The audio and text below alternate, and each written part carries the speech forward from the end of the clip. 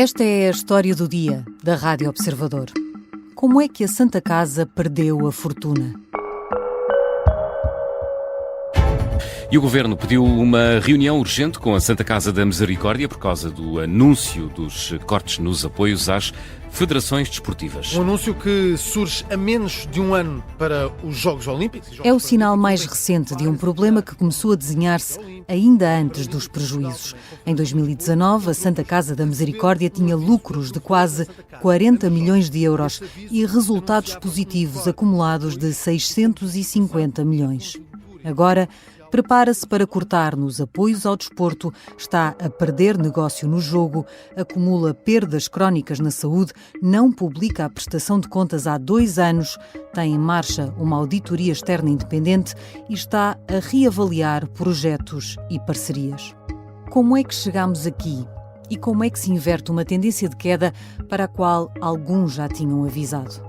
Vou conversar com a Ana Suspiro, grande repórter do Observador, que com a também jornalista de economia Beatriz Ferreira esteve a olhar para o que explica a situação atual da Santa Casa da Misericórdia.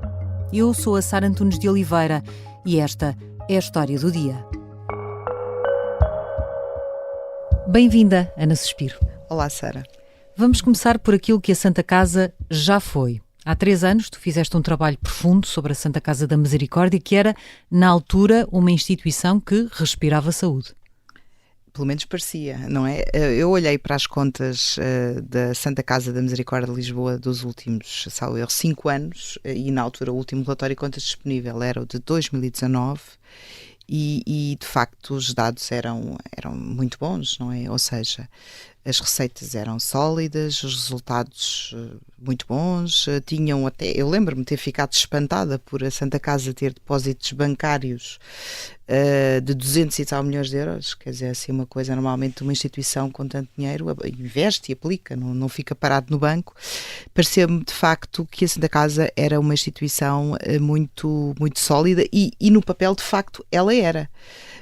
Não sei se te recordas, na altura houve uma discussão muito grande sobre se a Santa Casa deveria ou não comprar a Caixa Económica Montepio, do Montepio Geral, que estava com problemas financeiros, e até levantou-se muitas dúvidas, a dizer que isso ia pôr em causa a sustentabilidade da Santa Casa, os apoios que esta instituição dá e que são muito importantes na área da saúde, social, mas sobretudo no apoio social e no desporto, não é?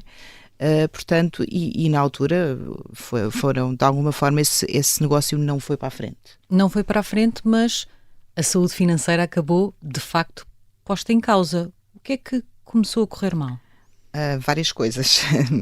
Basicamente, temos que olhar para os dois lados da equação. Temos que olhar para os custos e temos que olhar para as receitas. E aqui no caso da Santa Casa estava a acontecer já, e isso era visível na análise que eu fiz em 2019, um aumento gradual dos custos. Ou seja, a instituição estava a assumir cada vez mais responsabilidades, entrar em novos projetos. Na área da saúde, por exemplo, fez um grande investimento numa unidade de cuidados continuados quando comprou o antigo Hospital Militar da Estrela. Portanto, de facto, a Santa Casa estava a ir em várias direções. Isso não era um problema porque as receitas estavam a vir. Estava a assumir cada vez mais responsabilidades sem ter receitas garantidas. Na altura tinha. O que é que aconteceu? Em 2020 tiveste a pandemia e houve aqui uma travagem brusca nas receitas, houve uma queda profundíssima, na casa dos 20% a 30%. Porquê? Porque as pessoas ficaram fechadas em casa, não é?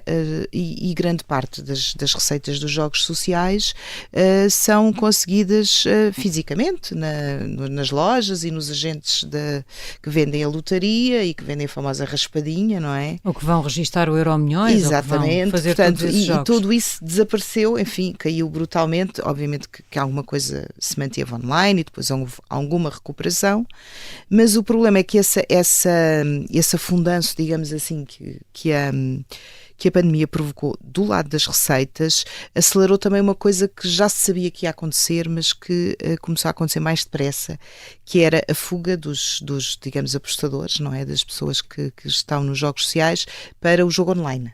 Onde a Santa Casa não é tão forte, é esse o problema? Não é tão forte, exatamente. A Santa Casa também tem alguma oferta nesta área, mas até mesmo do ponto de vista daquilo que é as regras que existem para os jogos sociais, não consegue responder com a mesma atractibilidade, digamos assim, com produtos tão atrativos como o jogo online. E isto era uma coisa que já se sabia que ia acontecer, foi aprovada em 2015. Estas plataformas começaram a aparecer em 2018, 2019 e ganharam força em 2020 com as pessoas, obviamente, fechadas em casa, não é? Então, por um lado, está a assumir maiores responsabilidades que implicam maiores custos, por outro, está a perder receita, da sua principal receita, que vem dos jogos sociais. Perante estes problemas que ainda para mais já vinham de alguns anos e havia alguns avisos, como dizes, o que é que a Santa Casa fez para tentar contrariar esta tendência? O que a Santa Casa fez, sobretudo do ponto de vista, tentou compensar a queda de receitas que já se sabia que ia acontecer. Não tanto cortando custos? Não numa fase inicial. Portanto, o que aconteceu foi que, ainda antes da pandemia, há um projeto de internacionalização da Santa Casa da Misericórdia de Lisboa que vai para a frente. Em que se aposta em conseguir receitas em outros mercados que não o português, para compensar uma queda que já se antecipava que iria acontecer, e olha-se para os PALOP, não é? Para os países de língua oficial de expressão portuguesa, sobretudo o Brasil, onde as misericórdias e o nome da Santa Casa são fortes. Portanto, existe uma tradição de ligação, porque nós estamos a falar de uma instituição que é centenária, que nasceu no século XVI e que tem ligações ao Brasil, enfim, que é conhecida em outros países. Portanto, eles acharam que a marca poderia ajudar a abrir portas e essa estratégia aconteceu com a aprovação, penso que da tutela, não é? Portanto, essa estratégia foi para a frente, só que, pelo menos nos resultados que se conhecem para já, não tem tido bons resultados, porque tem havido investimento de mais de 20 milhões de euros nos últimos 4 anos. Nesses projetos internacionais? Nestes projetos internacionais, sobretudo no Brasil, mas o que acontece é que por razões não totalmente, que têm sobretudo a ver com questões legais, jurídicas, ou seja, parece que alguns dos concursos e alguns dos projetos em que a Santa Casa se meteu acabaram por ver-se envolvidos em impasses jurídicos e dúvidas de tribunais, e talvez a questão no fundo da possibilidade de atuar nesses mercados não tenha sido suficientemente estudada, porque são legislações diferentes, são regras diferentes. Por exemplo, o Brasil não tem o jogo no Brasil não é regulado. Acho que é um dos poucos mercados onde isso existe, onde não existe regulação para o jogo, e portanto houve aqui um conjunto de apostas que tiveram um resultado para já infeliz, ou não tiveram, só trouxeram custos e não trouxeram as esperadas receitas. Não trouxeram essas receitas, o que significa que contribuíram para o problema que temos agora. Exatamente qual é a situação atual da Santa Casa, se é possível saber? Pois, esse é outro problema, é que eu quando fiz aquele trabalho em 2019, uma das coisas que me chamou a atenção e que eu destaquei no trabalho foi precisamente a quantidade de informação disponível sobre as contas da Santa Casa que estava no site. Em 2019? Em 2019 estava lá tudo. Eu até sabia o nome das pessoas que tinham doado propriedades à Santa Casa na sequência da sua morte, não é? Transparência total. Estava lá tudo. Agora, quando uma pessoa tenta ir às contas, vai ao site da Santa Casa e desde 2020 que não há documento de prestação de contas. Porquê? O que é que aconteceu? O que aconteceu foi que em 2021 e 2022 a tutela teve dúvidas sobre as contas e não as homologou. Ou seja, homologar é aqui uma expressão um pouco, não é bem aprovar, mas é reconhecer as contas, no fundo. Portanto, tínhamos as contas que mostravam aquilo de que falavas, lucros em 2019 de quase 40 milhões de euros, uma série de depósitos bancários de 2 centenas de milhões, imóveis, e desde que a Santa Casa começou a dar prejuízo, porque se sabe que deu prejuízo, nomeadamente logo no ano seguinte, essas contas deixaram de estar... Temos ainda as contas do ano 2020, que é o ano dos grandes prejuízos, mas aí tu tinhas a explicação, tinhas o grande argumento da pandemia, uma situação temporária, portanto não poderia ser um problema conjuntural e não um problema estrutural. O que nós estamos a verificar agora é que o problema é estrutural e, de certa forma, é isso que a tutela admite quando justifica porque é que não aprovou as contas. Mas, apesar delas não terem sido tornadas públicas, nós tivemos acesso a uma parte, pelo menos, dessas contas e temos pareceres do Conselho de Auditoria, que é o órgão de fiscalização. O que é que esses pedaços de informação nos dizem? Bom, dizem-nos de facto que o problema é estrutural, que o problema não foi só a pandemia, que aliás até já foi reconhecido não só pelo ex-provedor quando foi ao Parlamento, mas também pela Ministra da Segurança Social, Ana Mendes Godinho, que tem a tutela da Santa Casa, mostra-nos precisamente que há aqui várias coisas a correr mal ao mesmo tempo. Para além daquelas que a gente já referiu, por exemplo, tu com a pandemia tiveste um aumento dos custos da Santa Casa, com a oferta de uma série de serviços em termos sociais e de saúde que se mantiveram de certa forma. Tiveste, por exemplo, uma operação que para já custa dinheiro e vamos ver se será possível que deixe de custar e que passe a ser interessante para a Santa Casa, que foi a compra do Hospital da Cruz Vermelha. À Cruz Vermelha, isto foi um negócio que foi realizado em 2020, numa altura em que se sabia que o hospital já estava numa situação financeira muito complicada e que a Cruz Vermelha obviamente não tinha meios financeiros para poder manter no fundo este hospital na primeira liga, digamos assim, das ofertas privadas de saúde, sendo que nós estamos a falar de um hospital do setor social. E obviamente que isto consome dinheiro, não é? Porque a Santa Casa teve que começar a meter dinheiro no Hospital da Cruz Vermelha, que não metia. Portanto, há todo aqui um conjunto de situações, também os jogos sociais recuperaram receita, mas não voltaram para o patamar de 2019. Por exemplo, o Placar, que é um jogo de apostas desportivas, teve uma quebra forte que não recuperou. E depois tens aqui a grande receita da Santa Casa e dos jogos sociais, que é a Raspadinha, que é um jogo que socialmente é questionável, porque obviamente as pessoas que compram as raspadinhas são também as pessoas que tendencialmente têm menores rendimentos, e há quem diga que existe um problema de adição quase à raspadinha, e poderão vir eventualmente a vir a ser tomadas medidas para travar esse jogo que neste momento é a grande fonte de receitas da Santa Casa.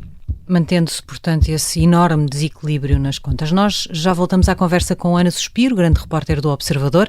Na segunda parte vamos perceber o que é que está a ser feito agora, se o Governo conhecia, de facto, o problema e se agiu quando era preciso.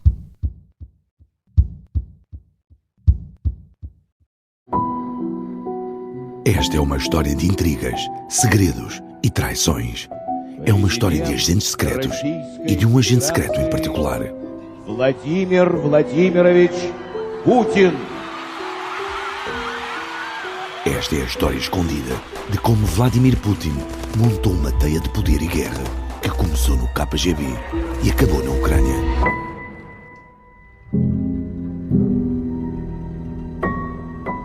Um espião no Kremlin é uma série para ouvir em 6 episódios que faz parte dos Podcast Plus do Observador.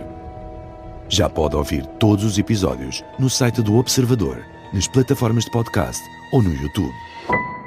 Os Podcast Plus do Observador têm o apoio da Onda Automóveis. Estamos de regresso à conversa com Ana Suspiro, jornalista de Economia e grande repórter do Observador. Ana, entretanto, houve uma mudança na administração da Santa Casa. O anterior provedor, Edmundo Martinho, saiu ainda antes do final do mandato, foi substituído por Ana Jorge, e a Ministra da Segurança Social pediu uma auditoria independente ao negócio internacional da Santa Casa. Todo um processo para criar transparência, verificar toda a evolução, tendo sempre como objetivo que todas estas atividades de índole social, é para isso que existe a Santa Casa e tem que se manter. Ouvimos aqui Ana Jorge sobre essa auditoria numa entrevista à Lusa. O Governo não sabia o que se passava? Bom, o Governo nunca disse o que é que sabia ou não sabia. O que, de facto, o Observador procurou saber e conseguiu obter aqui alguns esclarecimentos por parte do antigo provedor da Santa Casa, Edmundo Martinho.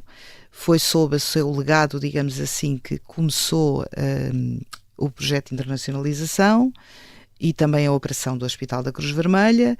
Algumas destas ideias, até penso que a internacionalização vinha já do tempo de Pedro Santana Lopes, que foi o provedor antes de Edmundo Martinho, e aquilo que Edmundo Martinho nos confirmou é que a tutela aprovou os grandes projetos que a Santa Casa, os grandes investimentos da Santa Casa, até porque, desde 2018, há uma lei do Parlamento, precisamente por causa daquela operação do Montepio que se temia que pusesse em causa as finanças da Santa Casa, há uma lei do orçamento do Parlamento que diz que os projetos estruturantes e decisões estruturantes da Santa Casa da Misericórdia de Lisboa têm que ser aprovadas pelo Ministro da Tutela, que é o Ministro da Solidariedade e da Segurança Social. Além disso, há pessoas escolhidas pelo Governo no órgão que fiscaliza a Santa Casa.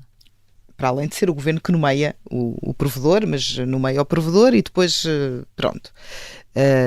Sim, temos um Conselho de Auditoria que fiscaliza as contas, não é?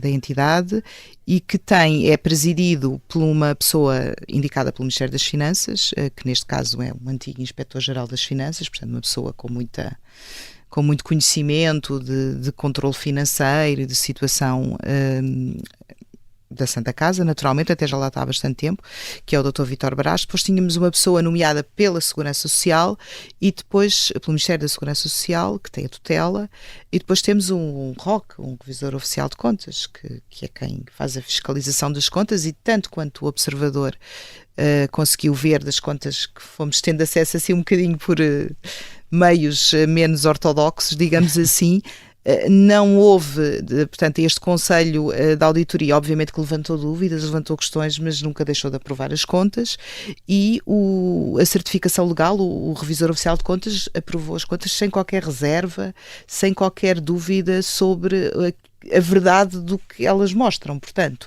as dúvidas que se levantam têm um bocadinho a ver com a sustentabilidade da instituição. Não há, aparentemente, aqui matérias ou questões que se suscitem dúvidas sobre irregularidades, a não ser, e é por isso é que foi pedida a tal auditoria, que isso possa acontecer nas operações internacionais da Santa Casa Global, da qual, de facto, nós temos muito pouca informação. O que é certo é que o Governo conhecia a situação, devia ter agido mais cedo, e se tivesse agido mais cedo, isso mudava alguma coisa?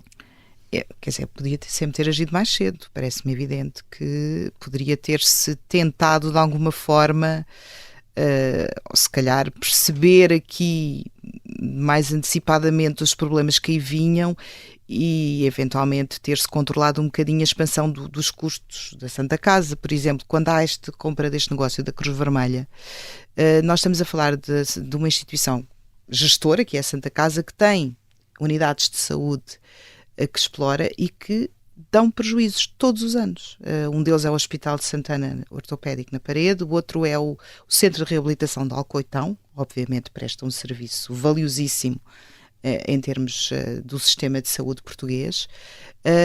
São instituições que dão prejuízo e, por exemplo, no caso do Centro de Alcoitão, porque é que passou a dar prejuízo? Porque ele era financiado com as receitas do Totobola, que neste momento são quase nada. Portanto, estes problemas já existiam e ninguém de facto acordou para eles, ou pelo menos pôs aqui um travão talvez um bocadinho mais cedo a um aumento de custos. A par da auditoria que agora foi pedida pelo Governo, a própria Santa Casa está a reavaliar projetos, parcerias, patrocínios, e já há consequências dessa reavaliação, pelo menos intenções de consequências. Sim, o que nós ficámos a saber ontem foi de facto que as federações desportivas, é uma área da qual não falámos, mas que também é uma importantíssima área de atuação da Santa Casa, que ela funciona aqui um bocadinho como a distribuidora das receitas do jogo que têm como destino o desporto. Portanto, nomeadamente o desporto adaptado. O desporto adaptado também, o Comitê Olímpico também, e as federações das modalidades de tudo e mais alguma coisa, desde o futebol até ao judo. Portanto, estas atividades são apoiadas com receitas dos jogos sociais e, objetivamente, se essas receitas caem, a percentagem de dinheiro que vai para o desporto também poderá ter que ser ajustado em baixa, não é? Não percebemos exatamente o alcance no fundo, do que é que vai ser feito. Sabemos que a Santa Casa está a reavaliar todos os projetos, parcerias e patrocínios. Não e já apenas, falou em cortes, especificamente nos apoios e nos contratos. Mas não é apenas no desporto, atenção. A Santa Casa também tem papéis importantes na área da arte e da cultura. Neste momento fala-se do desporto, porque é aquele obviamente que tem o maior peso. Pelo que se percebe, não estará em causa as receitas do jogo que por lei pertencem ou devem ser distribuídas pelas federações, mas outro tipo de apoios e patrocínios que a instituição tem vindo a prestar às várias modalidades. Agora, não temos de facto muita informação sobre isso, mas toda a gente ficou muito preocupada neste momento. É um apoio histórico e insubstituível que a Santa Casa tem dado ao desporto, a Santa Casa que não pode quebrar. O secretário de Estado da Juventude e do Desporto, por exemplo, já veio dizer, aqui à Rádio Observador, que a Santa Casa deu um sinal errado, tendo em conta as responsabilidades especiais que tem nestes apoios, e que é possível, ele acredita que é possível minimizar esses cortes, mas mesmo que os cortes aqui na área do desporto, que é de que se tem falado nestes dias, fossem mais profundos, isso bastaria para inverter esta tendência de desequilíbrio nas contas da Santa Casa? Eu penso que não, penso que isso será apenas uma parte do trabalho de reavaliação que a administração da Santa Casa, a atual administração, está a fazer, em colaboração, obviamente, com a tutela, que é olhar para tudo, não é?